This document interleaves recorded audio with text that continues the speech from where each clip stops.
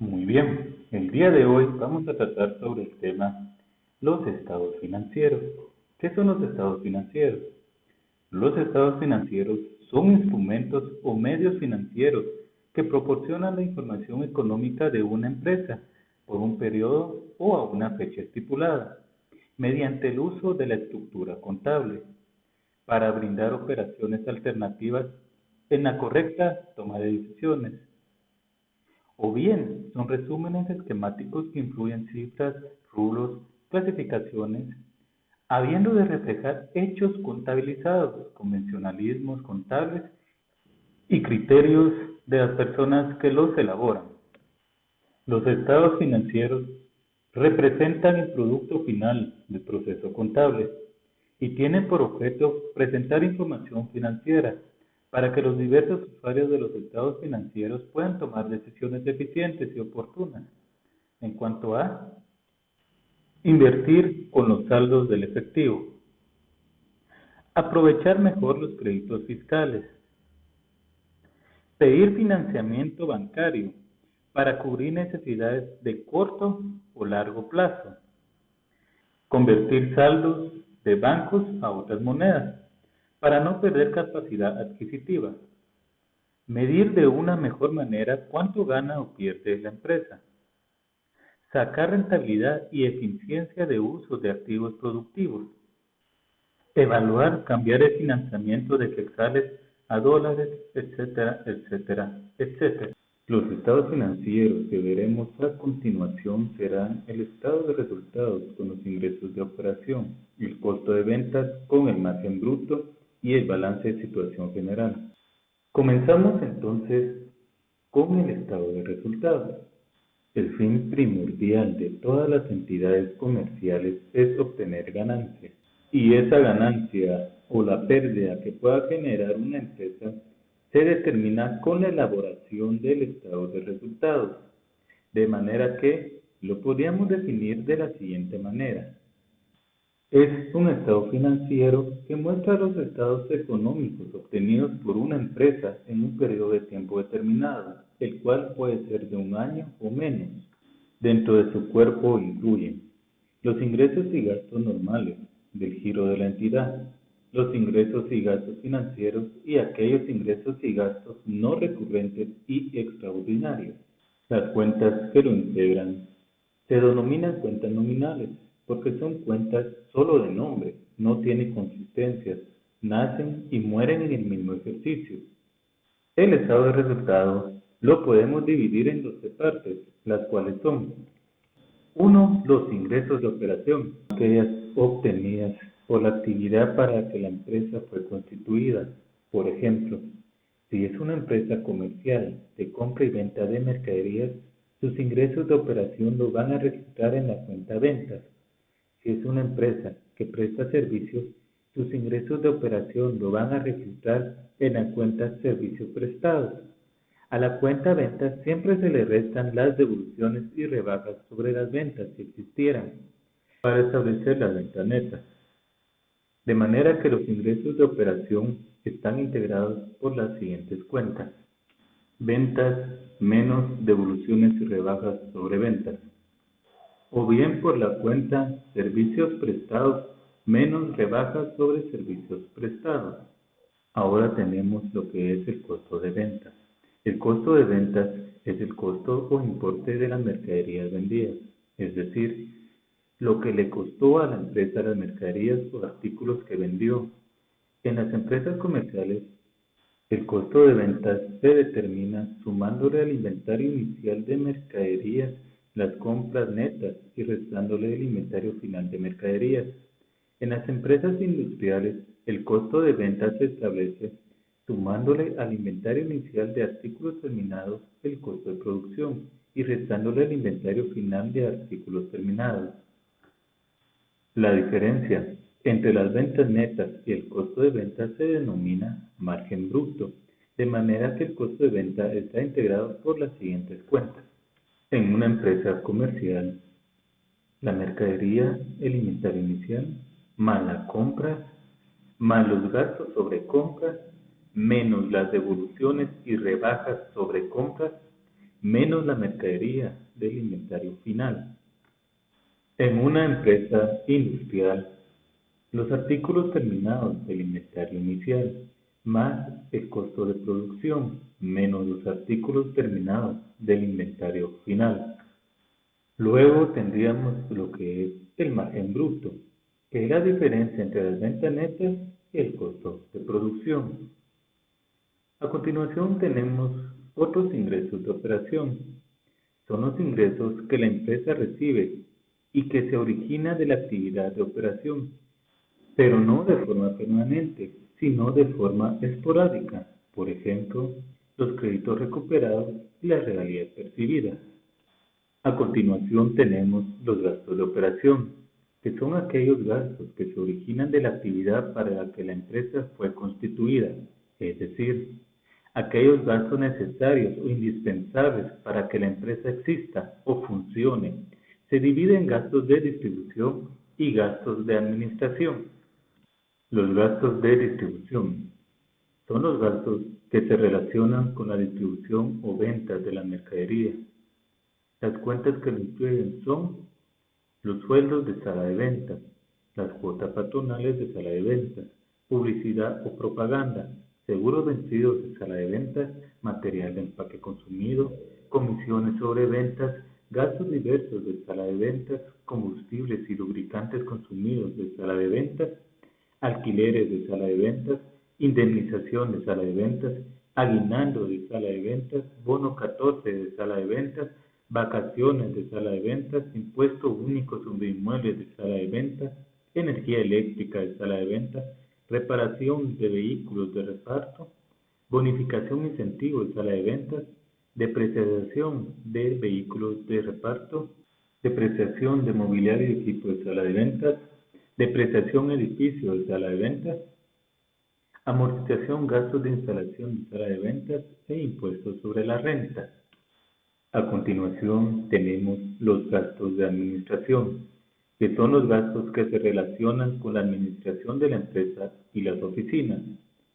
Las cuentas que lo integran son sueldo de administración o de oficina, cuotas patronales de administración o de oficina, seguros vencidos de administración, bonificación e incentivos de administración, aguinaldos de administración, bono 14 de administración, indemnización de administración, vacaciones de administración, papelería y útiles consumidos, IUCI de oficina, energía eléctrica de oficina, alquiler de oficina, cuentas incobrables, reparación y mantenimiento de vehículos de oficina, combustibles y lubricantes consumidos de oficina, depreciación mobiliario y equipo de oficina, depreciación de vehículos de oficina, depreciación de edificios de oficina, depreciación de equipos de computación, amortización gastos de organización, amortización gastos de constitución, amortización gastos de instalación de oficina, amortización crédito mercantil, amortización derecho de llave, amortización marcas y patentes y amortización de derechos literarios, etcétera, etcétera, etcétera. Luego tenemos otros gastos de operación, que son los gastos que la empresa ha efectuado y se originan de la actividad de operación, pero no de forma permanente, sino que en forma esporádica, por ejemplo, las regalías pagadas. Luego los gastos financieros, que son los gastos que la empresa efectúa por haber recibido financiamiento de un banco o de otra fuente, por ejemplo, intereses gastos, comisiones bancarias, descuentos sobre ventas, etc. Tenemos los ingresos financieros, que son los ingresos que la empresa recibe por concepto de intereses y comisiones por haber concedido préstamos a otras empresas o personas, o bien intereses recibidos sobre un depósito bancario o sobre otro tipo de inversiones. También pueden registrarse dentro de este rubro los dividendos recibidos sobre las acciones adquiridas de una sociedad anónima o de una sociedad en comandita por acciones, o bien dividendos recibidos por haber invertido capital en otro tipo de sociedades. La cuenta que lo integran son intereses percibidos, comisiones percibidas sobre préstamos concedidos, dividendos percibidos, descuentos sobre compras, etc. Luego tenemos otros gastos, que son los gastos que la empresa efectúa por razones ajenas al giro principal, es decir, gastos que no son necesarios para que la empresa exista, por ejemplo, los donativos, el IRS sobre ganancia de capital, pérdida de capital o pérdida en negociación de activos. Luego tenemos los otros ingresos, que son los ingresos que las empresas reciben y que no tienen nada que ver con la actividad para la que la empresa fue constituida, es decir, ingresos adicionales o extraordinarios, por ejemplo, comisiones percibidas, ganancias de capital o ganancias en negociación de activos, alquileres cobrados, premios de lotería. Ahora tenemos lo que es el balance de situación general. El balance de situación general es un documento que muestra la situación financiera de una empresa a una fecha determinada. Dentro de su cuerpo se incluyen las cuentas de activo, pasivo y patrimonio neto o capital. El activo es todo recurso controlado por la empresa como resultado de sucesos pasados y del que la empresa espera obtener en el futuro beneficios económicos. La división del activo está en el activo corriente y no corriente. Un activo corriente debe clasificarse así cuando su saldo se espera realizar o se tiene para su venta o consumo en el transcurso del ciclo normal de las operaciones de la empresa. Se mantiene fundamentalmente por motivos comerciales o para un lapso corto de tiempo y se espera realizar dentro del periodo de 12 meses tras la fecha del cierre del balance. Se trata del efectivo u otro medio líquido equivalente cuya utilización no esté restringida. Dentro del activo corriente tenemos el disponible, que comprende el efectivo en caja, cajas chicas y los depósitos bancarios. Lo integran las siguientes cuentas: caja, caja chica, bancos, caja y bancos. Luego tenemos el exigible, que comprende los derechos que las empresas tienen de exigir que le paguen lo que le deben.